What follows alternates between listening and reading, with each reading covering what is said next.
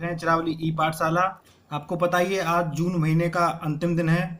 जैसे कि हम हर महीने के अंतिम दिन में अगले महीने के आने वाले सारे इम्पोर्टेंस दिवस के बारे में चर्चा करते हैं, तो ठीक उसी प्रकार हमारा आज का जो चर्चा का विषय है वो है जुलाई महीना।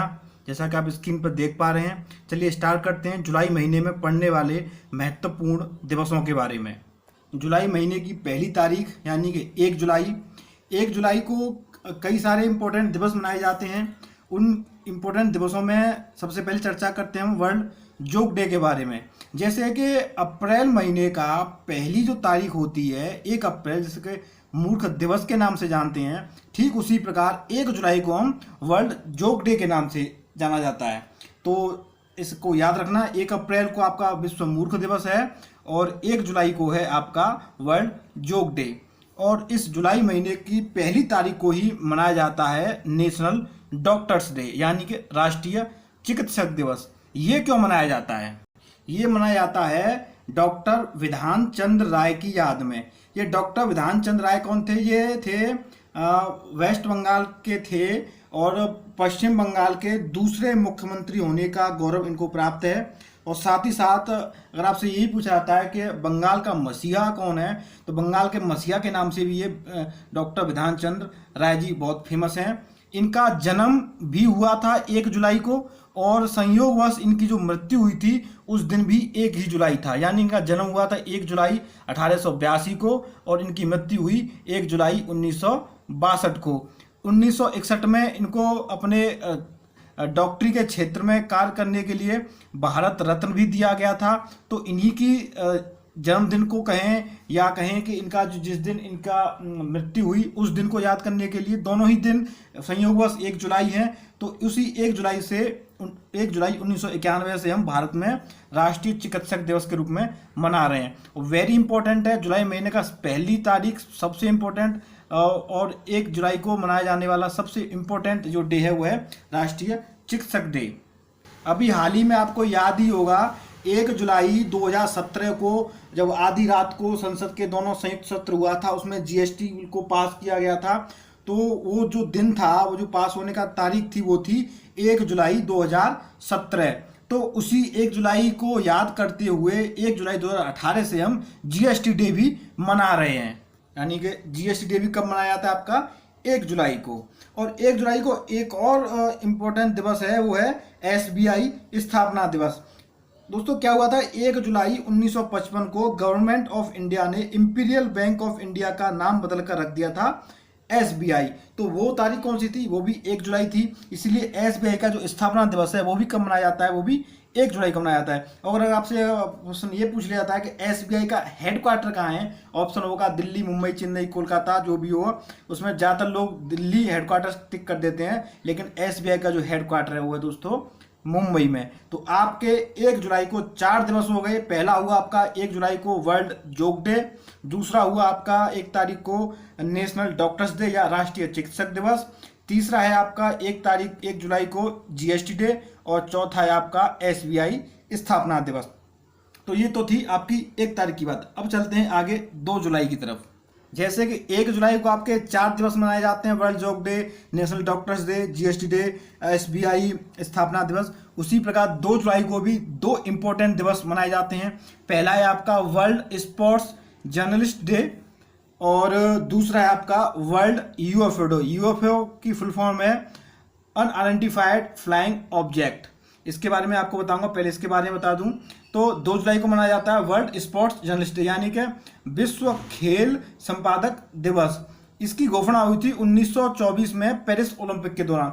क्या हुआ था कि 1924 में जो फ्रांस में ओलंपिक हो रहे थे, फ्रांस की राजधानी पेरिस में, तो वहाँ पे बहुत सारे पत्रकार आए हुए थे, खेल पत्रकार। तो उन खेल पत्रकारों के एक समिति हुई, मीटिंग हुई और उन्होंने ये मांग रखी कि हमारा भी एक वर्ल्ड स्पोर्ट्स जर्नलिस्ट डे होना चाहिए। तो वहीं उसी पेरिस ओलंपिक के दौरान इस चीज़ की घोषणा की गई थी और तभी से हम इसको 2 जुलाई के दिन वर्ल्ड स्पोर्ट्स जर्नलिस्ट डे मनाते चले आ रहे हैं। उसके बाद बात करते हैं हम वर्ल्ड यूएफओ डे की। वो भी कब मनाया जाता है? वो भी आपको मनाया जाता है 2 जुलाई को। ये यूएफओ क्या होता है? यूएफओ आपने सुना होगा, इसकी फुल फॉर्म है, जैसे मैंने आपको बता ही दिया है, अनआइडेंटिफाइड फ्लाइंग ऑब्जेक्ट।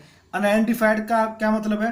देखो दोस्तों, जो भी जमीन से आसमान में जो भी कुछ आपको दिखाई पड़ता है, चाहे वो लेट इट भी किसी भी कंट्री में हो, वो उस कंट्री की एयरफोर्स की जिम्मेदारी होती है कि वो उस चीज़ को, हवा में जो भी चीज़ आपको दिख रही है या रडार के द्वारा आपको उस पिक्चर में तस्वीर आ रही है, तो कंसर्न एयरफोर्स की जिम्मेदारी होती है कि वो उस चीज़ को पहचान के बताए। यानी कि दूसरे शब्दों में ये कहूँ कि बिना एयरफोर्स की अनुमति के कोई भी चीज़ आपकी एयर स्पेस में नहीं हो सकती। अनआइडेंटिफाइड क्यों? क्योंकि जो यूएफओ होते हैं उनकी इंफॉर्मेशन किसी के पास नहीं होती, इसीलिए उसको नाम ही रख दिया गया अनआइडेंटिफाइड फ्लाइंग ऑब्जेक्ट। अनआइडेंटिफाइड यानी कि बिना पहचाना हुआ उड़ता हुआ कोई चीज़, उसको बोलते हैं यूएफओ। जिसे आप दूसरी भाषा में एलियंस भी बोलते हैं कि एलियंस, तो वही ये यूएफओ हैं। और ये समय समय पर कई जगह पर देखे गए हैं और अभी भी देखते ही जा रहे हैं। तो सबसे पहले इस यूएफओ को जो देखा गया था वो देखा गया था जर्मनी में। ये घटना थी 1561 की। उसके बाद टेक्सास में 1897 में यूएफओ देखने का प्रमाण मिलता है। उसके बाद रॉसवेल अमेरिका में 2 जुलाई 1947 को ये यूएफओ देखा गया था। और इसी घटना को याद करते हुए या इसी घटना के संदर्भ में हम 2 जुलाई को यूएफओ, ध्यान दीजिए ये कब देखा गया है, 2 जुलाई 1947 को। तो इसी घटना के फलस्वरूप हम 2 जुलाई को यूएफओ डे मनाते हैं। लेकिन वो यूएफओ डे देखा गया था 1947 में। यूएफओ डे कब से मना रहे हैं हम? 2 जुलाई 2001 से। यानी पहला जो यूएफओ डे मनाया गया था वो कब मनाया गया था? 2 जुलाई 2001 में। अगर आपसे ये पूछा जाए कि किस घटना के संदर्भ में मनाते हैं, तो मनाते हैं रॉसवेल यूएसए में देखा गया था 2 जुलाई 1947 को। उसी प्रकार दिल्ली में भी लोगों ने दावा किया था कि 15 मार्च 1951 में हमने यूएफओ को देखा है। वाशिंगटन डीसी में भी जुलाई 1992 में यूएफओ देखने का दावा मिला।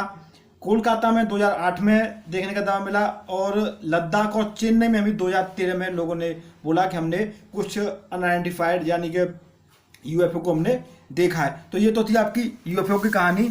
अब आपको पता चल जाएगा होगा कि यूएफओ 2 जुलाई को क्यों मनाया जाता है। क्योंकि 2 जुलाई 1947 को यूएसए के रासवेल में यूएफओ को देखा गया था। उसी घटना को याद करते हुए हम 2 जुलाई को यूएफओ डे मनाते हैं। और पहला यूएफओ डे मनाया गया था 2 जुलाई 2001 को। अब चलते हैं 2 जुलाई से आगे।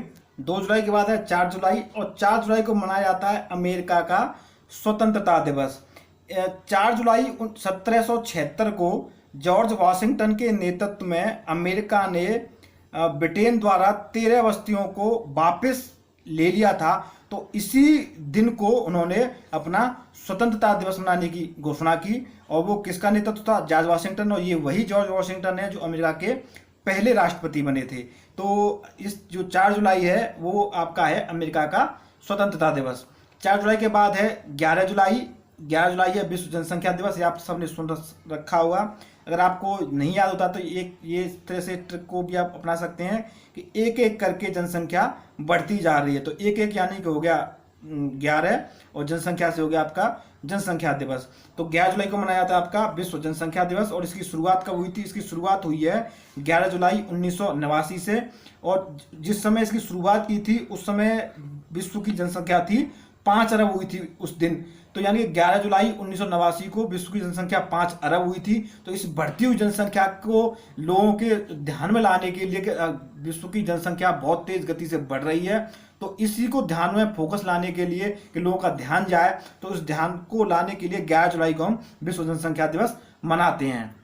11 जुलाई के बाद है आपका 12 जुलाई। और 12 जुलाई को मनाया जाता है मलाला दिवस। ये आपके लिए नया होगा, आपने नाम सुना नहीं होगा, लेकिन बहुत इंपॉर्टेंट है। आने वाले एग्जाम में आप एग्जाम्स पेपर में आप उसको देख भी सकते हो। ये मलाला दिवस मनाया जाता है मलाला यूसुफजई की याद में।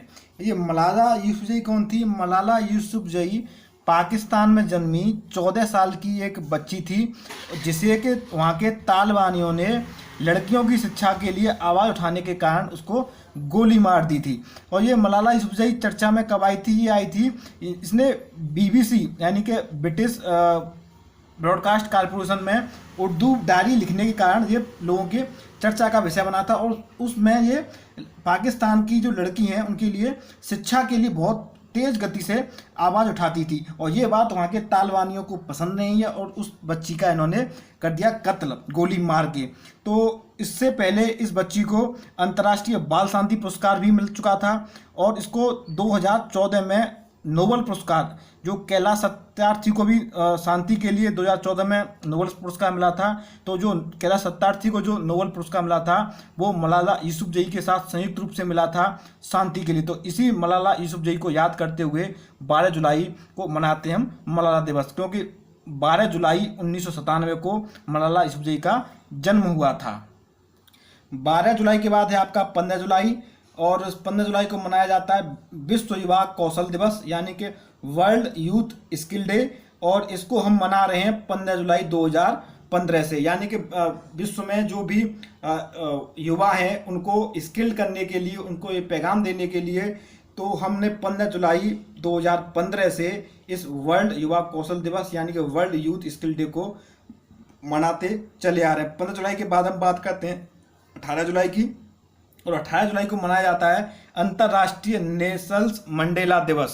18 जुलाई को हुआ था नेल्सन मंडेला का जन्म, तो उसी 18 जुलाई को याद करते हुए 18 जुलाई 2010 से, जब नेल्सन मंडेला 92 साल के थे, तब से 18 जुलाई के दिन अंतर्राष्ट्रीय नेल्सन मंडेला दिवस मनाने की घोषणा की गई। और नेल्सन मंडेला कौन थे? ये साउथ अफ्रीका के पूर्व राष्ट्रपति थे, और ये नोबेल पुरस्कार विजेता भी रह चुके हैं। और दोस्तों, नोबेल पुरस्कार लेने के साथ साथ इनको एक अलग प्रकार का गौरव हासिल है, वो है इनको भारत रत्न भी मिल चुका है। इसीलिए नेल्सन मंडेला आपके लिए एग्जाम पॉइंट ऑफ व्यू से वेरी इंपॉर्टेंट है। और ये दूसरे विदेशी थे जिनको भारत रत्न मिला था, यानी कि सेकंड विदेशी जिनको भारत रत्न मिला है। अगर आप सेकंड विदेशी का नाम आता है, दूसरे विदेशी का नाम आता है, तो आपको ये भी पता होना चाहिए कि पहला विदेशी कौन था जिसको भारत रत्न मिला था। तो पहला विदेशी थे खान अब्दुल गफ्फार खान, जो कि सीमांत गांधी के नाम से भी जाने जाते हैं। तो ये पहले विदेशी थे जिनको भारत रत्न मिला था, और ये नेल्सन मंडेला दूसरे विदेशी जिनको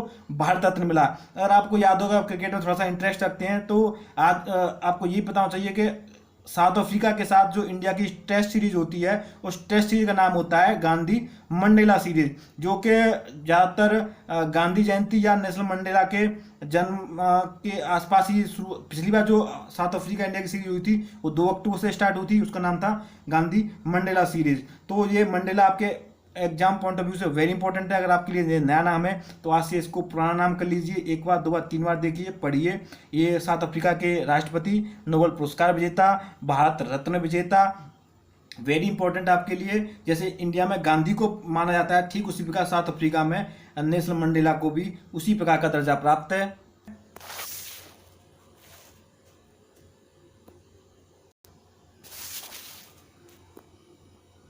अंतर्राष्ट्रीय टाइगर दिवस मनाते हैं हम 29 जुलाई को, और इसको हम मना रहे हैं 2011 से। ये टाइगरों की घटती आबादी को रोकने के लिए मनाते हैं हम। तो ये तो थी आपके जुलाई महीने के इम्पोर्टेंट दिन और दिवस, और ये विशेष क्लास थी। और इसी प्रकार की जो विशेष क्लास, जो अगली विशेष क्लास का आयोजन होगा वो होगा आपका जुलाई महीने के अंतिम दिन, यानी कि 31 जुलाई के दिन, और उस क्लास में हम पढ़ेंगे अगस्त महीने के इम्पोर्टेंट दिन और दिवस। चलिए आज की क्लास यहीं समाप्त करते हैं, मिलते हैं आपके साथ रेगुलर क्लासेस में। Bye bye.